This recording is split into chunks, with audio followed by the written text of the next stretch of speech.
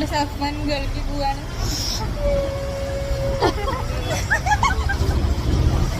സമാധാനത്തിന് സന്തോഷത്തിന് ചിരി.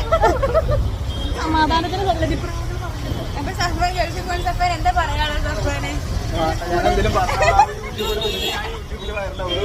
പറയൂ. സഫ്വാനെ ഇവിടെ പഠിക്കാൻ കഴിഞ്ഞാൽ വളരെ സന്തോഷമുണ്ട്. ഇങ്ങനത്തെ ഒരു മിസ്സിനെ കിട്ടിയത് വളരെ വളരെയധികം സന്തോഷമുണ്ട്.